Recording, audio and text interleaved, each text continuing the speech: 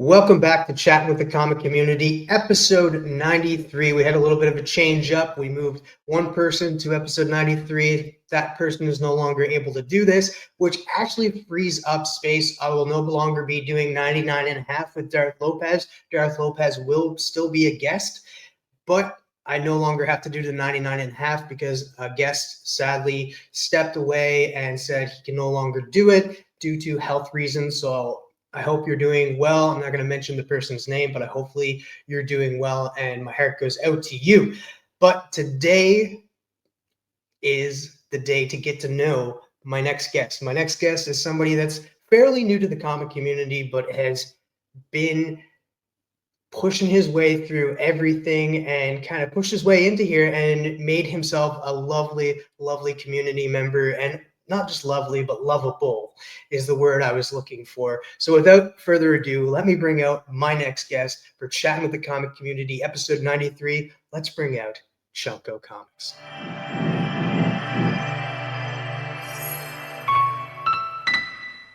Thanks. Yeah, Welcome, my friend.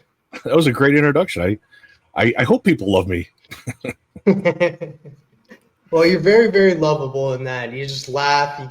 You have that passion that everybody sees in you. You just get so giddy. And that's what I said that with my last guest. I love when people get giddy about things that they absolutely love. It's just, you're letting your nerd show. Like, you might want to zip that up, but you are letting your nerd show. I'm having fun. So for the viewers at home that don't know a lot about you, give them a little rundown of who you are. So my name's Mike. I go by Chonko. That was kind of it's a nickname that started. I named the channel after my dog. My dog's named Chonko. I have an English bulldog. He's like kind of the mascot and my whole logo and everything. But I kind of knew early on that people are going to call me Chonko. I'm kind of like a big baldy beardy guy, so I look like a Chonko, and everybody calls me Chonko, which I kind of like. You know, I've embraced it now. But yeah, I've been collecting on and off, you know, throughout my whole life. I collected even as a kid, middle school years, you know, X-Men, back in the kind of the Claremont run of X-Men and stuff, and then yeah, throughout high school, stopped when I was in the military for 4 years, stopped, and kind of, you know, started and stopped, and then I most recently started collecting again about 3 years ago.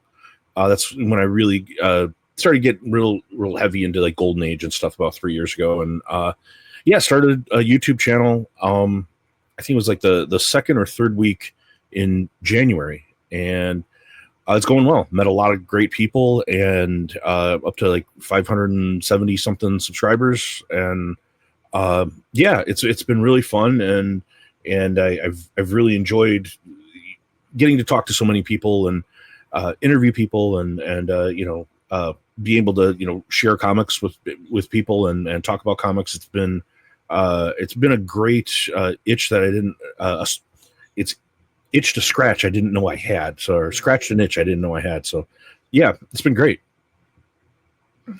So you talked a little bit about how you got into collecting and that. Now I always start these by how you got into comic collecting / reading, and that you mentioned it was the Claremont run that really got you into like reading ongoing series. And that, is there any other series that you really loved growing up, and what other comics did you fall out of love with and then fall in love with as you grew up?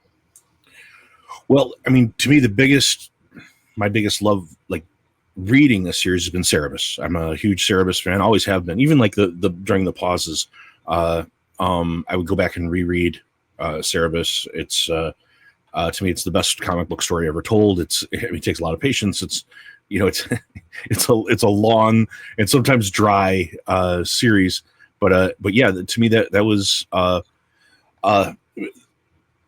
the most engaged I've ever been in a comic book series. But yeah, read through Spider-Man all the way through the McFarlane run. I was reading, yeah, Watchmen and Dark Knight back in those days were really big for me. I would say Lone Wolf and Cub, which was a Japanese series that came over to the U.S. and Frank Miller did a bunch of covers for it, but it kind of retained the original like Japanese story. I think a lot of people are probably familiar with that, maybe secondhand. It's a samurai and like his young baby kind of going through the Japanese countryside. Alan Moore run on Swamp Thing, all this early Sandman, Teenage Mutant Ninja Turtles. So way back when you in the say day. Sandman, do you mean like Jack Kirby Sandman or Neil Gaiman Sandman? Neil Gaiman, Sandman. I mean, I do own Sandman #1 from Kirby, but the Gaiman story for Sandman. All the Sin City stuff. I'm trying to look to see what I have kind of up above me here. Crisis on Infinite Earths and some of the other like other cool Batman Hush. Generally I guess that kind of stuff like that. I guess those would be like, for me, those would be like the big ones I've read over the years. That sounds like you're more into either the kind of noir kind of stories, the indie kind of stories, or the dark kind of stories, the kind of gritty ones that like don't usually be told in like the common like Superman type of story. And that, like you mentioned Batman Hush and stuff, which is a very dark story. Oh yeah. And that, so is that what you really gravitate towards, is those indie type of noir stories? I would say, yeah. I always kind of gravitated toward anti-heroes and I've always liked monster movies and things like that. But I did like more of a dark realism, and I liked a lot of things that were challenging, like things that were, it wasn't. Everybody kind of likes certain things where it's just kicking the crap out of the bad guy. Like I love Battle Beast right now. I love Battle Beast, even though that's all it is just war and bloodshed.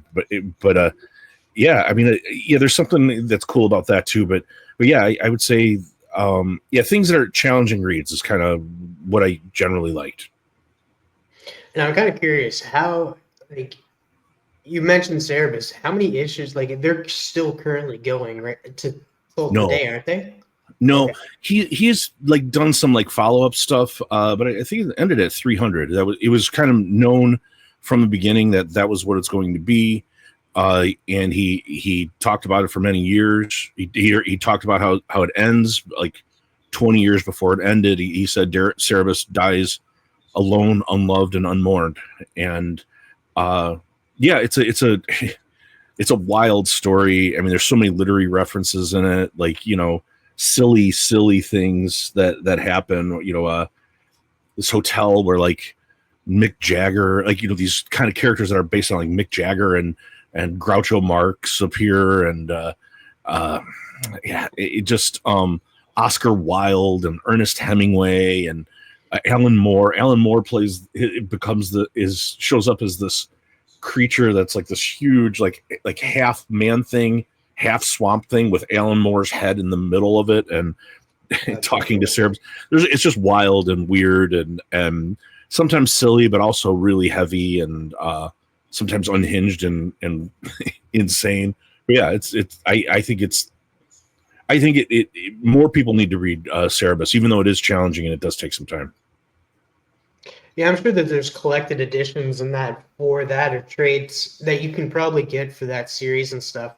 Now, do you have, like you said, you collected it, you love the story, and that, do you have every single issue? Do you have all 300? I don't own Cerebus #1 like an original Cerebus #1. I have a couple different types of reprints, and I own the entire story in what they call the phone books. So like above me here, like the phone books are, it's kind of the very first collected editions were Cerebus. So like the whole series is collected in these different volumes. They're harder to find. I mean, they're out of print now, but I mean, you can get them on eBay and stuff. But it's like when you're reading Cerebus, it's not an easy read. It's like actually like reading books, in much of it. But it's yeah, it goes through 16 volumes of the phone books, which is how I think most people would try to read it. Trying to get each individual issue at this time would be like it would be quite a challenge. Yeah, well, I don't know people that are going after Cerebus, but I know people that are going to try to get every issue of Spawn, which is just as much, right? Just a little bit more than 300. So yeah, that it. In fact, Cerebus was the longest running independently produced comic book until Spawn overtook it. There is a difference though. Spawn, there have been several creators that have worked on Spawn over the years. McFarlane's kind of the guiding voice, but Dave Sim wrote, lettered, and drew every single issue of Cerebus. There are backgrounds like some of this kind of stuff in the background here was another artist, classically trained artist named Gerard, who I believe is French Canadian. I don't know if he's French or French Canadian, but he lives in Canada. And so other than Gerard doing some of these really intricate backgrounds, Dave Sim did everything throughout the entire thing. Which, if you know anything about Dave Sim, he's a weird guy, and it takes a really weird person to be able to accomplish that. Which kudos to him, because Todd McFarlane's Spawn has been running for a long time, but he's not been writing and drawing everything. He's done covers and stuff. The only other person that's really done all of his own covers, the writing, and the interior, I can't even think of his name right now. The guy that says Savage Dragon. Oh, is that Eric Larson? Yes, yeah. Larson. There are a couple. I think the guy that does Bone, I think he's done all of that. I could be corrected on that. I think the guy that does Bone has done the whole thing so far. Okay. So you mentioned earlier that high school you got in high school, college and stuff, and you kind of drifted away from comics a little bit. What really brought you back in?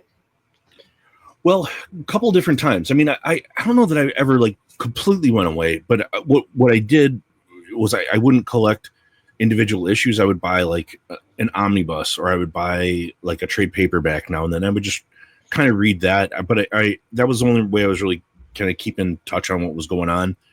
I think this most recent time where I've really got into it, where I'm collecting, and I would say even I'm spending a lot of money on old comics and keys. I would say it was comic book YouTube, kind of mid-pandemic, well, early pandemic, actually. I was watching comic book YouTube. I'd watch Alan, Comic Collector Geek, and I would watch Comic Storian and Comics Explained, and Lunch Money Mike. I think I started watching him right from the start, really early on, and stuff like that, and really got into what Alan was doing. I really liked it, and I'd always been fascinated by Golden Age and Golden Age horror specifically, and started buying some here and there when I could find something, and it kind of that, along with watching Alan and Steppo show stuff, it really kind of led me down that path, and I think that really got me really back into it, and then also buying certain keys that I always wanted, when I was younger and I didn't have any money, but when I suddenly could afford some of these things, some of the things as well, I had a Spider-Man 129 and a Hulk 181 when I was a teenager. One I bought by just saving my money. That I bought the 129 at my local LCS way back then, and then the Hulk 181. My dad went in on it with me at a Comic-Con in Chicago in 1987, and but I sold them both in consecutive years to buy Christmas presents when I was in the military. So it was always kind of a thorn in my side that I had sold these comics that I that I really, really loved. And so, yeah, I was able to rebuy both of them. And that, now, like within the last 3 years. So that some of that is kind of just, filling in the gaps of, I don't know, nostalgia or just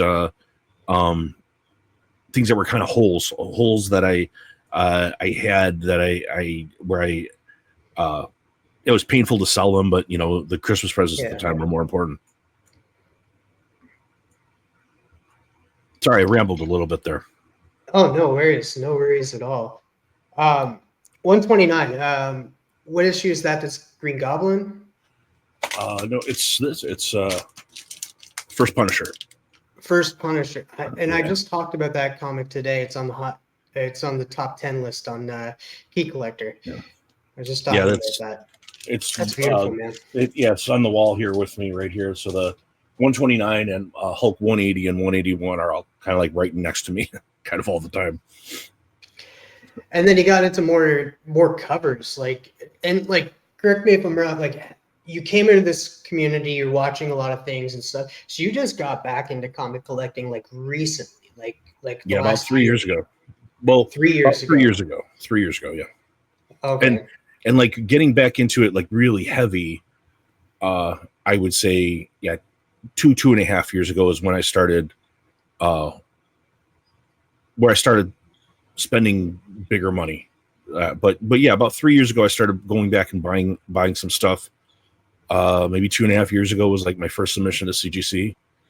And then maybe about a year ago, or not quite a year ago. So probably maybe around December, I started selling things too on eBay. So I would do to kind of help support it. So that's really when it. And then January was when the YouTube channel started, and so it's kind of been like stages where just kind of getting back in, starting buying some comics, to actually started reading some, to actually collecting big keys like that. That was kind of, and then then with the YouTube channel, it's become I would say even more magnified.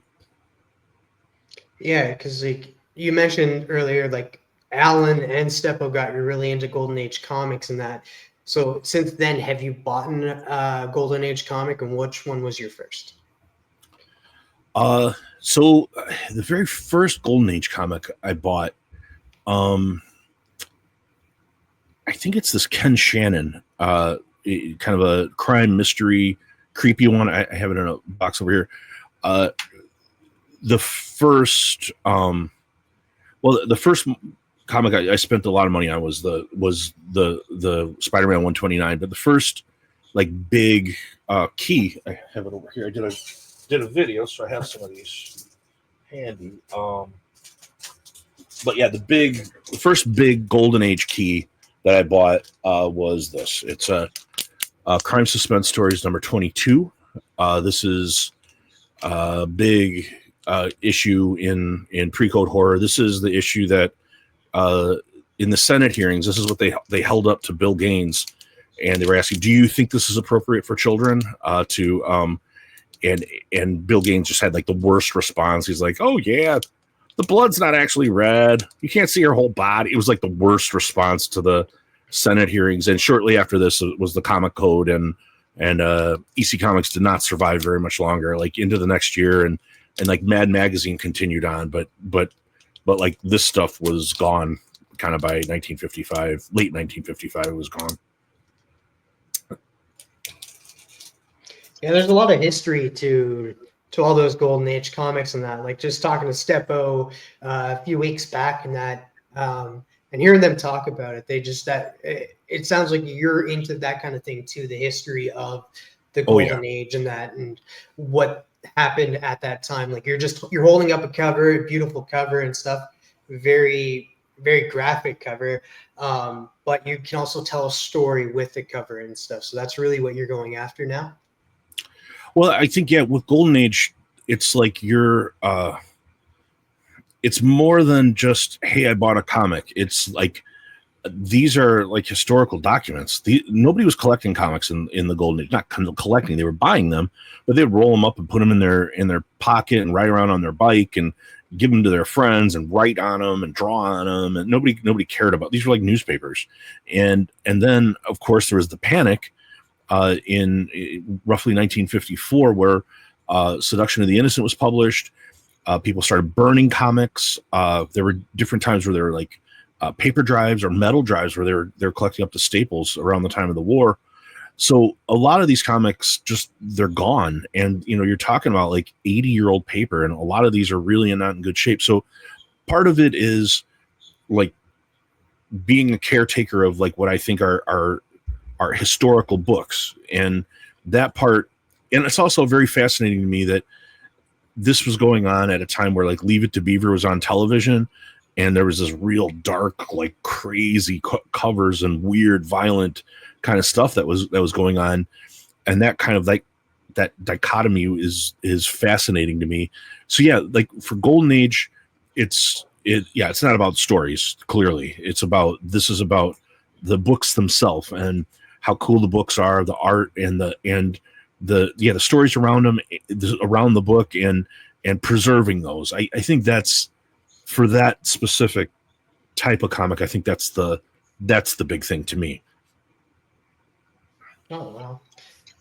I never looked at it that way, and that until like I met you guys and stuff, because like there's fractions of the comic community. There's people that talk about New Comic Book Day. There's people that talk about speculations of new comics that are coming out. Then you get the small like kind of group with like yourself, Alan, and Steppo. It's talking about the history of these comics and what they mean to the world in general. So it's really fascinating to hear you guys talk. Is there any other comics that you really collect just for the cover? And you know where I'm going with this. There's a certain artist that you absolutely fell in love with. I'm kind of curious to why you fell in love with this artist. Oh, there are a few.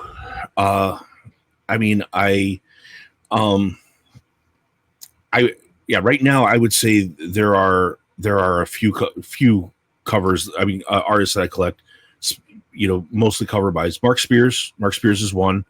Who I like him. Not only do I like him, I love his art, and like Steppo has compared him to LB Cole, which I think is really a good comparison because they do have their own specific style that you can point out immediately. And I also like Mark Spears. He's on the show Beyond Wednesdays quite often, and he's just like a regular dude who was like working really hard to try to break into comics and was rejected for years and years by Marvel and DC and even Image.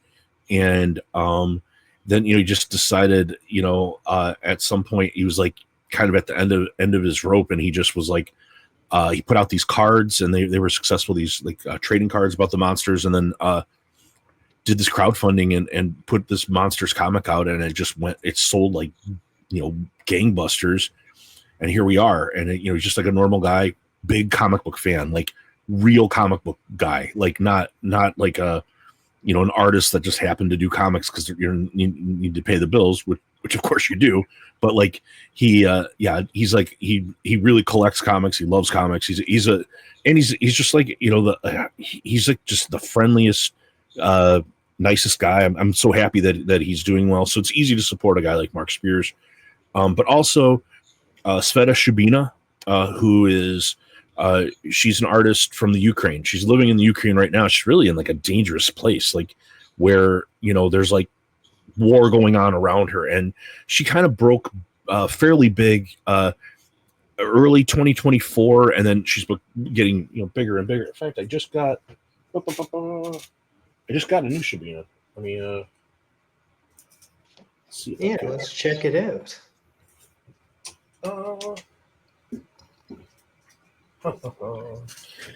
Sorry, I had it right here. No worries, my friend. Thank you all who are watching this in the premiere. Make sure to go check out Chonko's channel. The link is down below, as well as his IG link. So this is Sveta Shubina, her work. This is the one that like really where she started to gain notoriety, was this This is a Pinapocalypse series, but she does these really great like pinup like art, like kind of like hot chick things. And like I said, she's never been to the U.S. She has to be very careful like what she posts online and everything, because she's like like a Russian occupied area in the Ukraine doing this amazing pinup art.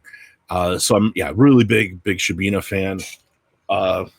And the other one is Suspiria. Suspiria is from Spain, but she's currently living in Ontario.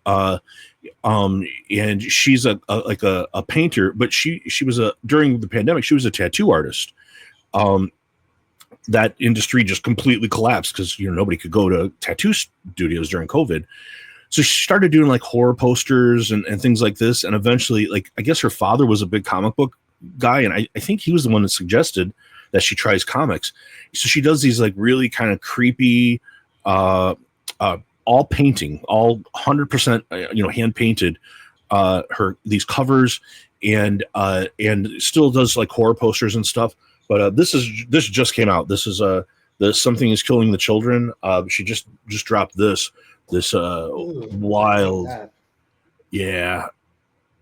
And another person, I talk to her on Instagram sometimes, and she's like one of the genuinely like nicest people, and like she's like absolutely tickled that this is going well, that people are buying her stuff. Like really another person super easy to cheer for. She's been very public about the fact that she while this was going on, she was diagnosed with breast cancer, and she went completely through treatment while she's like trying to build this career. And just recently, just this year, she announced she's cancer free. So again, another person really easy to cheer for, who's doing this really, really cool stuff. So those are kind of like three where it's cover buys for me specifically, but artists that I think it's really easy to cheer for, all three of those people. Now, to move away from comics a little bit, I'm kind of curious on like some of the movies and like even TV shows you grew up watching, like some of the cartoons you did, because you're a man of the 80s. Mostly, yeah. Mostly. And that's, so I'm kind of curious to know, like, it's usually mostly the same kind of cartoons, but I'm kind of curious to know if like there's any cartoons that you watched that nobody really knew of, and what kind of movies that really defined you growing up. Yeah. So as a kid, it was there was a lot of stuff where it was, well, I've always been a monsters guy. So I always watched a lot. I always watched Godzilla and Gamera and Ultraman and Spectraman. A lot of the stuff that came over from Japan, I loved. And then cartoons when I was very young. The original Amazing Spider-Man cartoon, the kind of weird 70s one, Battle of the Planets, which was another like Japanese import. And kind of later on, I think it was a lot of stuff like I love Herculoids, which is kind of made a comeback recently. It was kind of weird. And then I'd say when it later on into the 80s, it was a lot of was on Saturday mornings and things. But yeah, I guess later on in the 80s, Dungeons and Dragons cartoon, which I played Dungeons and Dragons in middle school, so I was, in a rung of hell nerd at that time. So that was great that was on. And then I guess, just generally kind of stuff like that for cartoons. For TV series, way back, things like Moonlighting, which is that was where Bruce Willis started. Was a funny show where they used to break the fourth wall all the time, where they would like always like look at the camera and make a joke to the camera, which was always cool. And Quantum Leap and Twin Peaks. I'm a big David Lynch fan, so I loved Twin Peaks. These are all kind of older stuff. But more recently, things that I like, I've dipped my toe into anime. Not not fully, doing a cannonball in, but some of the stuff that's on Netflix. So like, I love Delicious Dungeon. I know it's called something else in Japan. I love it.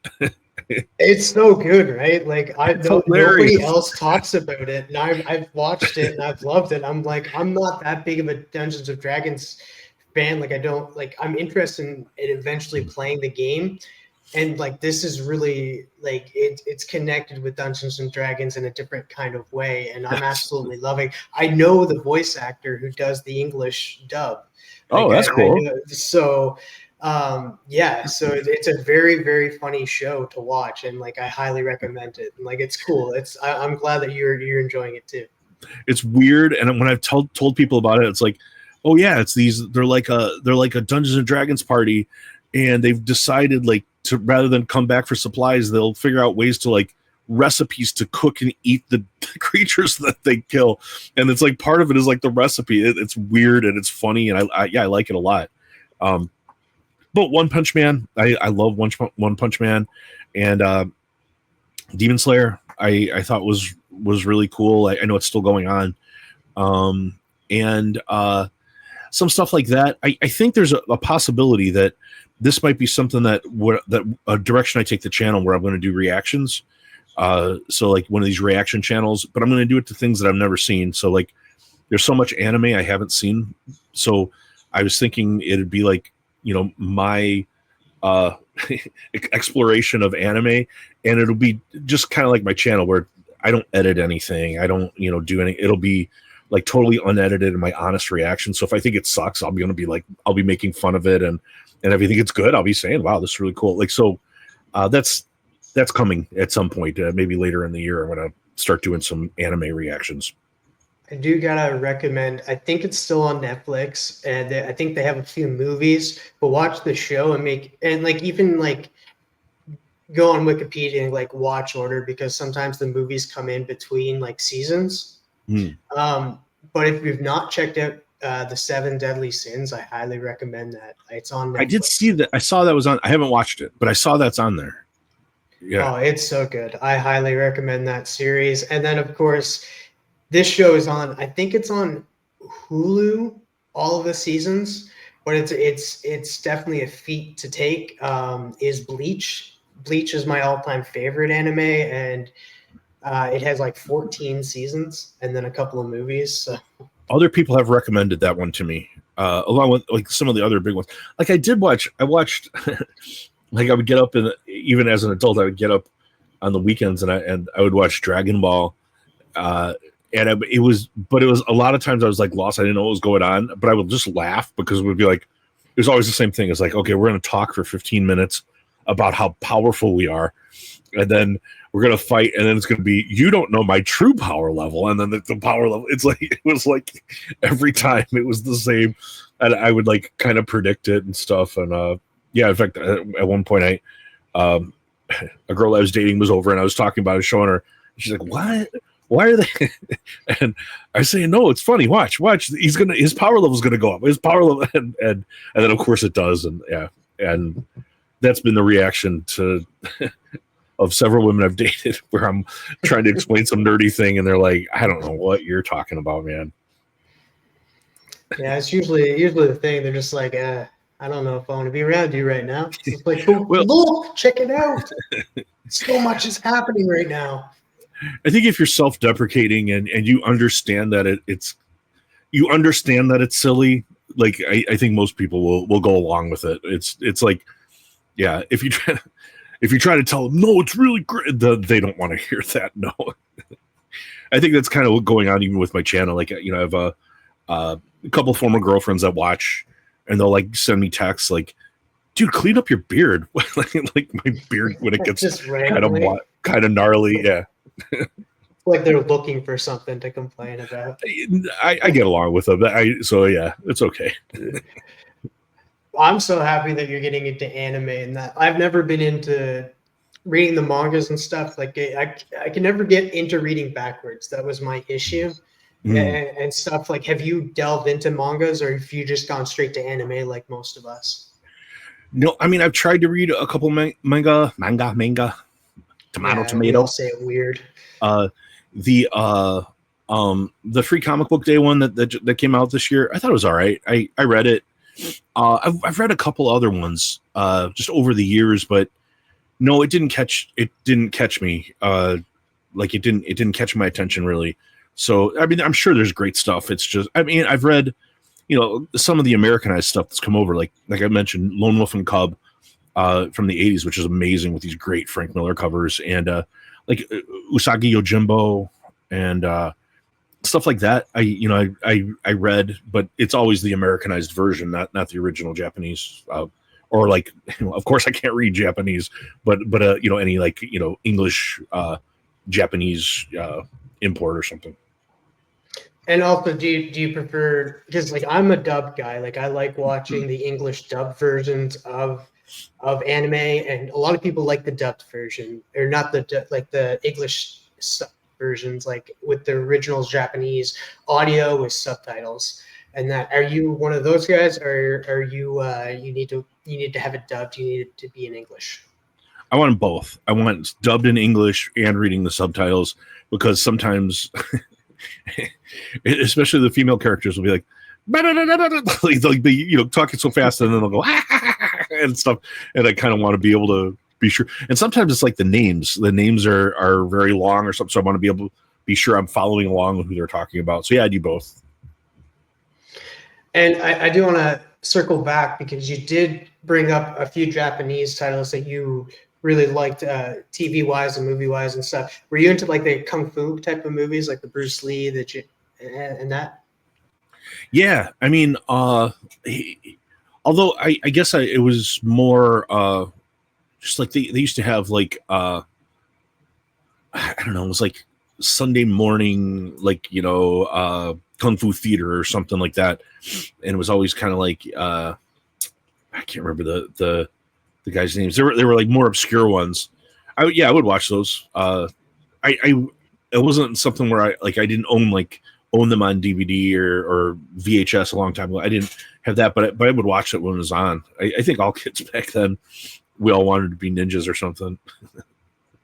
Yeah, at one point or another, because like he had like Teenage Mutant Ninja Turtles, Power Rangers, just right. that era of growing up. You're like, fight. Right.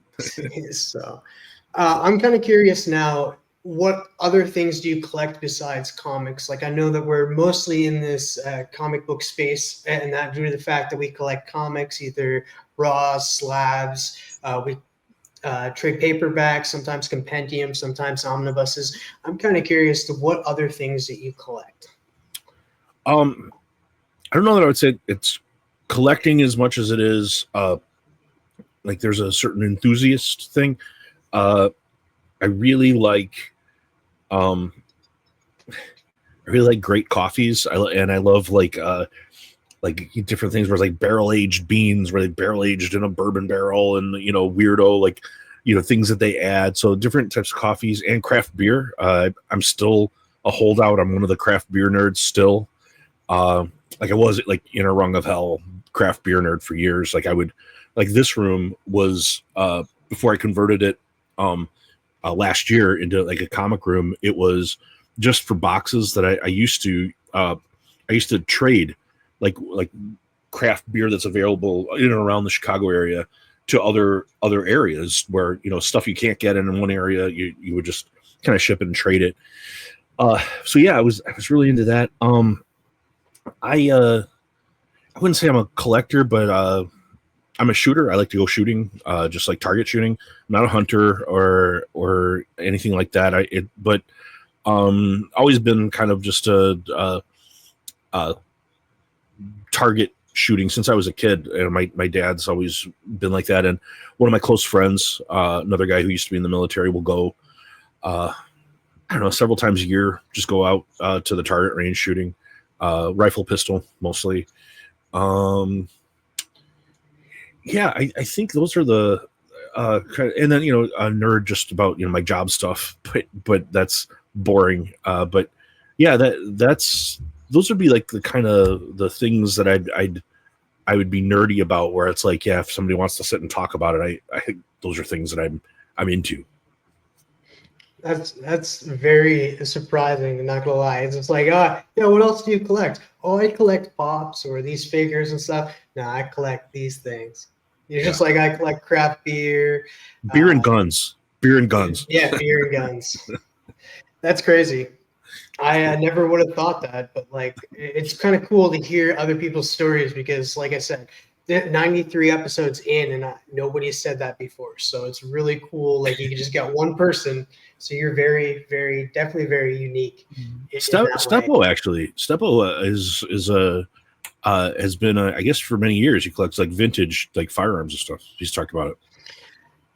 I do remember that he was trying to show them off on Bleaker's stream, but that didn't work out too well. I don't think you can show that on YouTube. They Not frown on on. lives.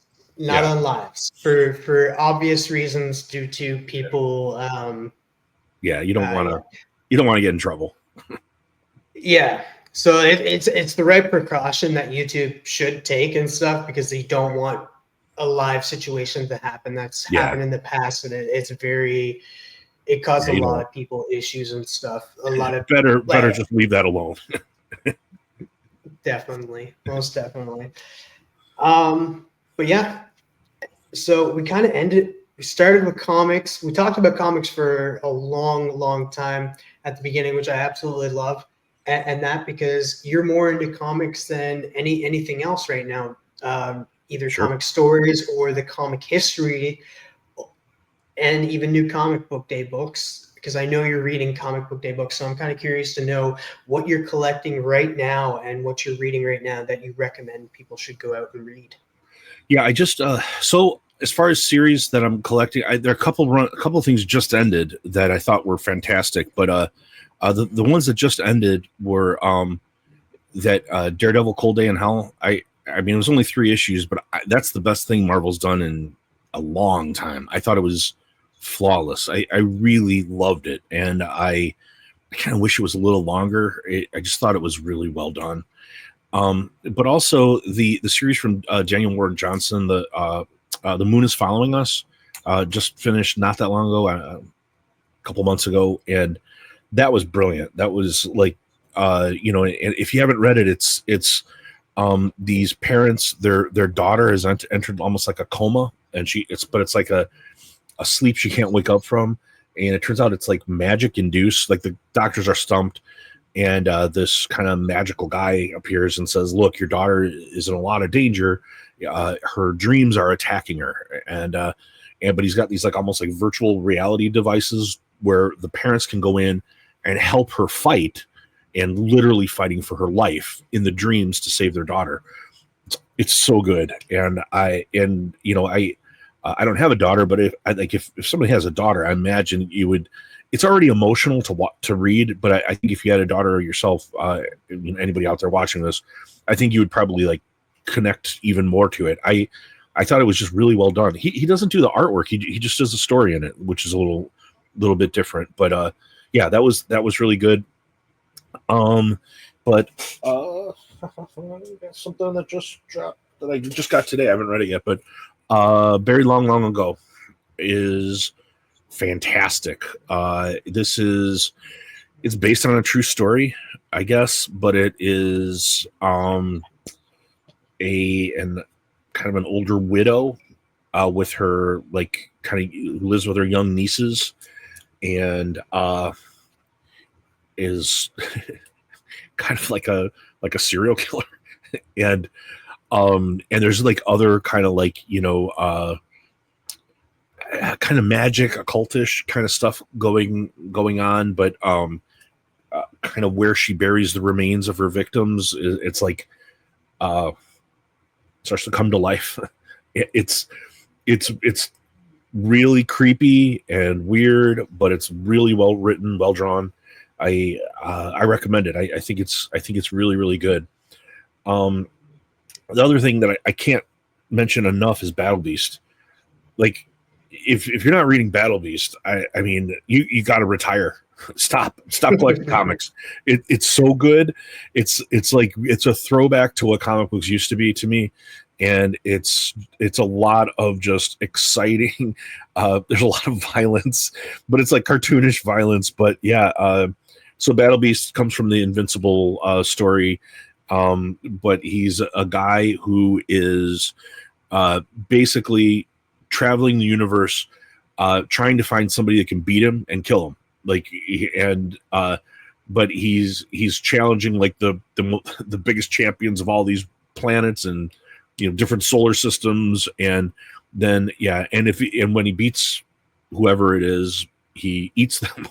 So it's crazy, and it's really it's well done. It's the same team that does Invincible, so well written, well drawn, and some real cool covers. Like they brought in a lot of different cover artists for it, and that's a really, really good one.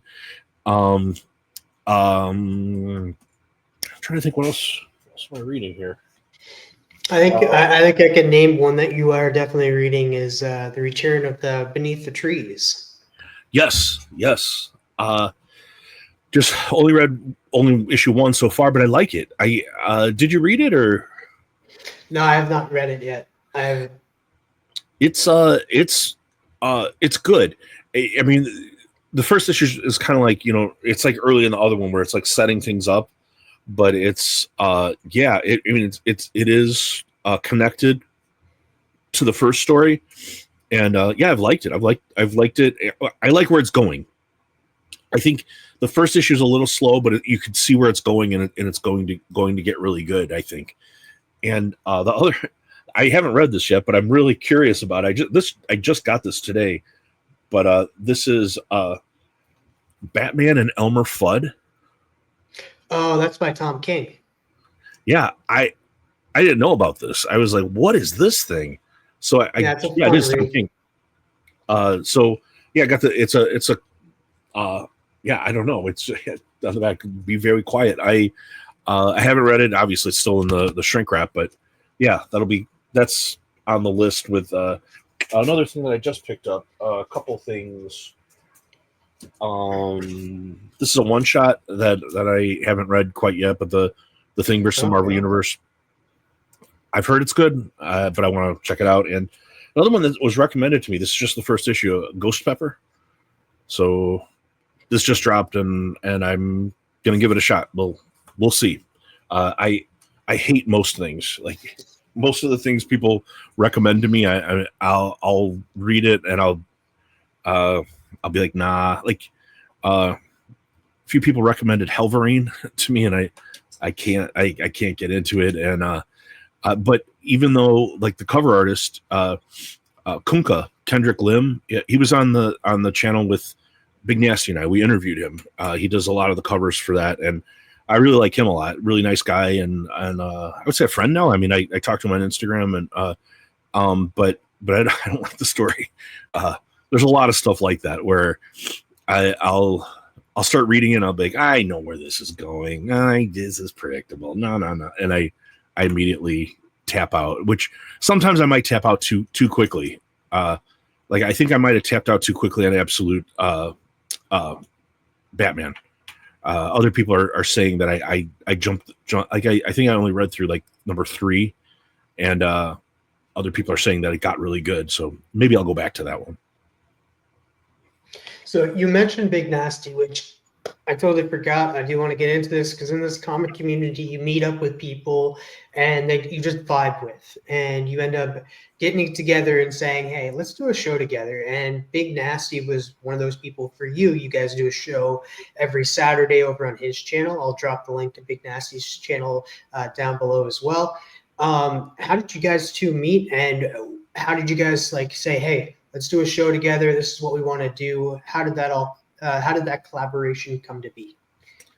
Well, I mean, I think we started right around the same time, and he's just a really super nice guy. Like anybody that's ever met Rich, there are certain people that you meet where it's like if somebody had a problem with Rich, like if they didn't like, I would know the problem was them. It's not Rich. It's like there are people like like maybe me sometimes I can bristle it. I mean, people see me go off on bad packaging where they're like, oh, I don't like Chonko. Like, and it'd be like, well, I hate when he curses at people about the bad packaging or he swears too much, or I would get it. I'd be like, yeah, all right, I understand. I see why.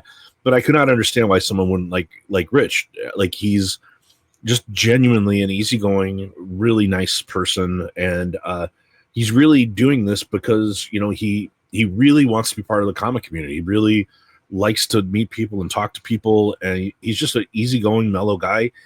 And yeah, we were talking and yeah, we got along and I can't remember which of us brought it up, but we were both interested in doing a live stream. So we kind of talked about ideas of what we would like it to be.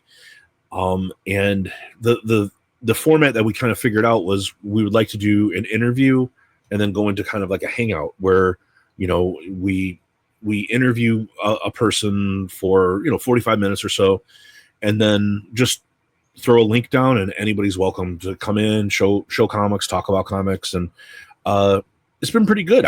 And honestly, I would say over the last, you know, month and a half or something, 2 months, we've started to get like different types of guests, you know, where it's like people who are doing like restoration work on comics, like Archivist Adrift, or we had Brian on from Beyond Wednesdays, and you know, he just like a fountain of knowledge, just, you know, really happy to share just, you know, anything, you know, about YouTube and growing your channel, and, you know, like a lot of great tips, and just a super nice guy too.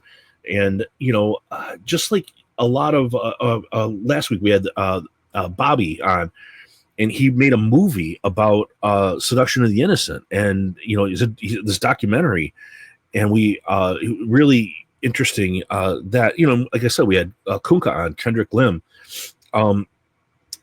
This week we're going to have Dave on from West Coast Devengers, and the week after we're going to have a new artist. Her name is Kiss Kiss. She just announced she's going to be the new artist on Vampirella, and I think Red Sonja as well. And she's doing this brand new series for, I think, Dynamite. But she's really good. And then yeah, so it's like it's been cool to like just that format has kind of worked out and you know, kind of like I don't know, it's there's a certain momentum, I guess, to it where like, you know, I think it's not just like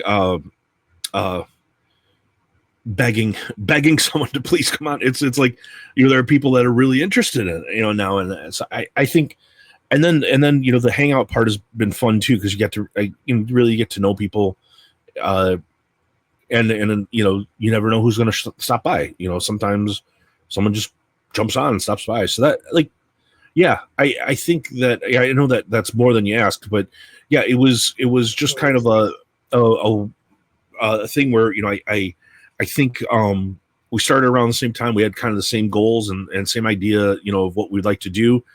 And yeah, just like a super, super nice person that really easy to get along with. You guys just clicked. You guys have the chemistry.